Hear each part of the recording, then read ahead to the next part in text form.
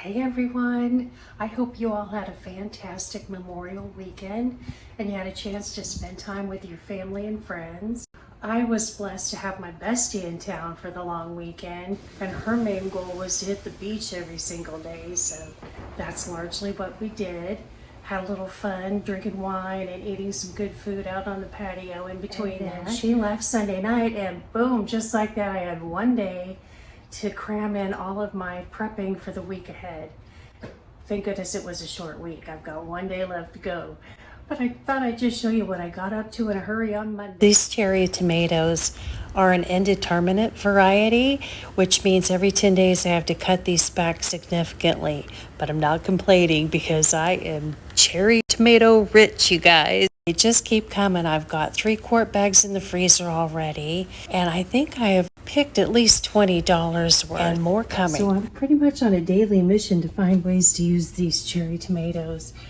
I picked more this morning. I have 3-quart bags in the freezer. I've been eating them in salads, making the most of it, and I'm making some bruschetta to go with my quiche. So I'm gonna dice up these tomatoes, the basil from my garden, about a couple tablespoons of red onion. I've got a heaping tablespoon of garlic in there. Buttered both sides of my bread, and I'm gonna sprinkle those with garlic salt and then toast those in the air fryer for about 5 minutes. And then I'll be topping it with my bruschetta and a little feta. Confession time. I am not very good at making flaky pie crusts. I don't know what it is, because my mom and grandma sure have a knack for it. I'm also going to make another round of the artisan bread for the week.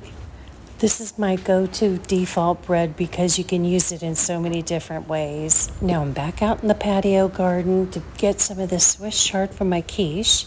I have really got to get with it and replant this stuff this weekend, as well as a couple large buckets. Making some quiche here. It's going to be bacon, caramelized onion, and I'm making a few swaps out to increase the protein content for it, and I'll show you those as I go along.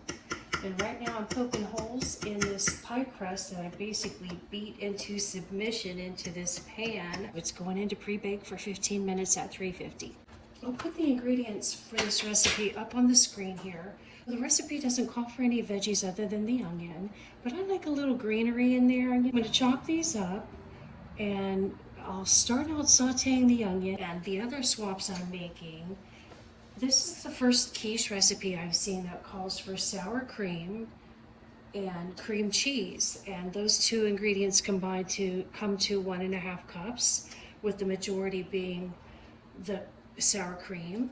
So what I'm going to do is use instead 3/4 a cup of Greek yogurt, because I don't have any sour cream on hand, and this is so much higher in protein. 3/4 a cup of this yogurt from Aldi has 15 grams of protein and basically only 3 carbs. And then I'm going to use 3/4 a cup of cottage cheese, which will be another 20 grams of protein and about 6 carbs. So this is still going to be relatively low carb, not counting the crust. And then this will serve as breakfast for me for the remainder of the week. I'll probably only use about 1/2 cup of that cheddar cheese, but I'm happy to be using these things up from my fridge, and high in protein, so you can't beat that. I decided to go with just half an onion because that onion is strong. In goes the bacon for a little extra crisping.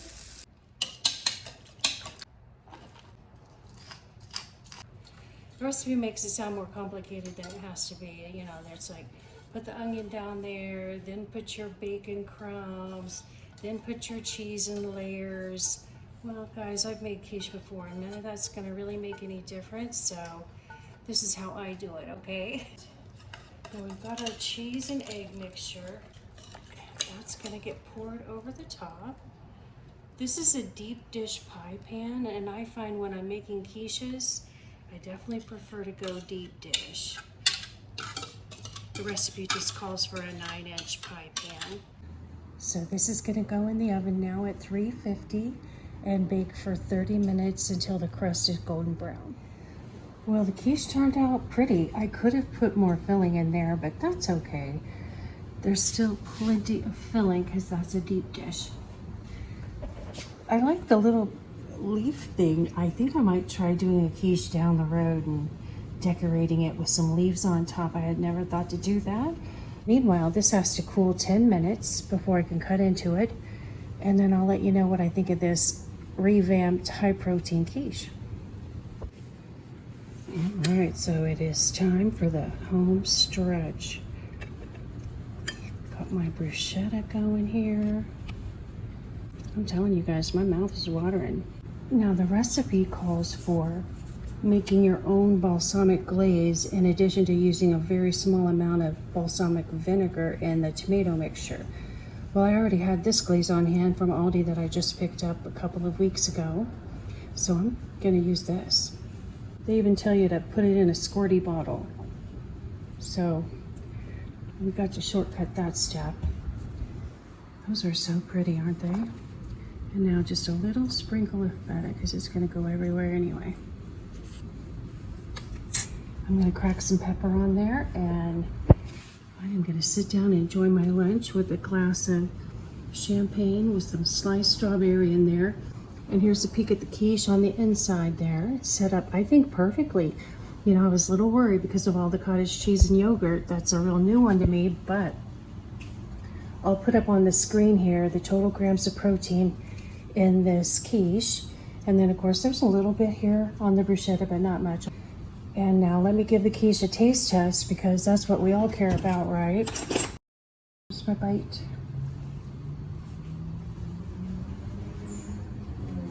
Oh my gosh, you guys, that is so good. Boy, it's got my mouth watering because it tastes so good.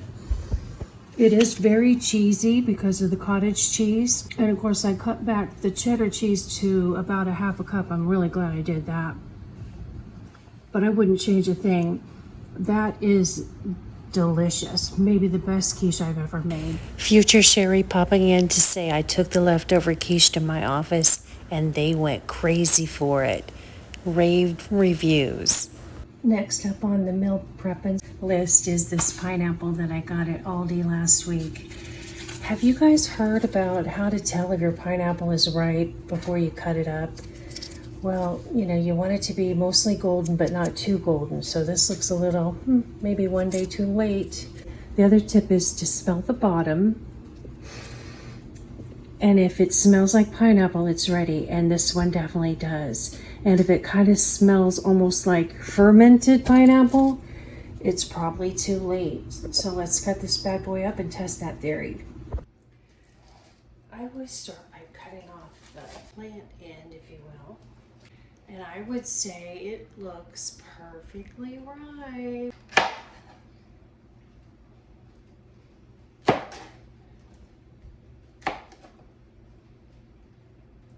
Oh, look at all that juice, yum. My whole mouth is happy. Now what I'm gonna do is save the core, and I'm gonna boil that because I've heard there's a lot of bromelain in there, which is really good for allergies, asthma, inflammation, yada yada. I just slice down the middle on each side of it. Take those off.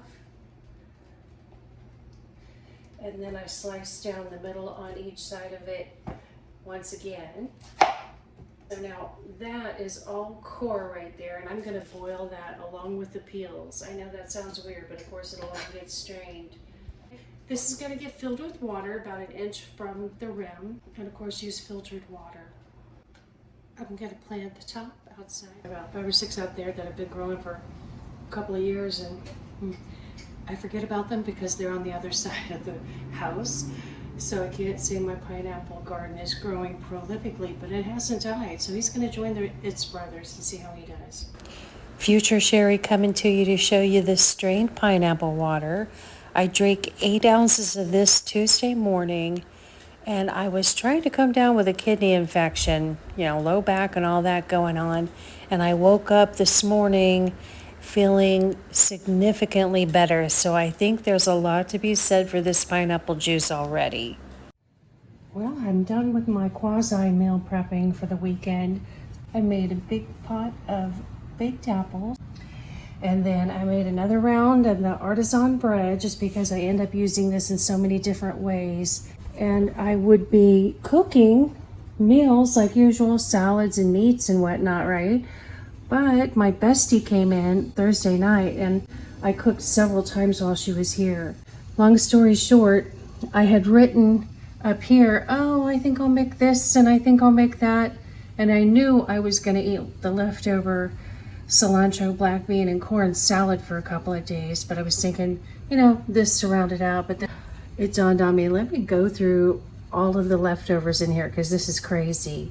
So I have just about 3 ounces of salmon left, but that's enough to fill me up if I've got lots of veggies on the side.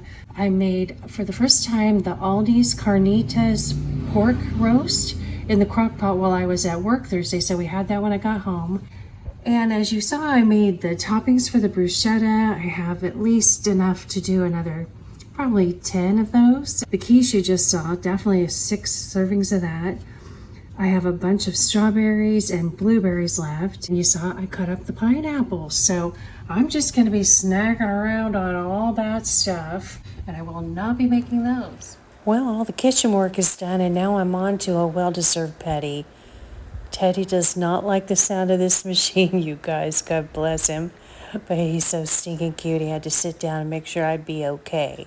I hope this video maybe inspired you guys to try a couple of new things. And if you'd like to see the recipes, be sure and check the description box below. I'll put a link to those as well as the little tweaks that I made to the recipes, because you know that's what I do usually. And I appreciate y'all stopping in, and I will see you on the next one.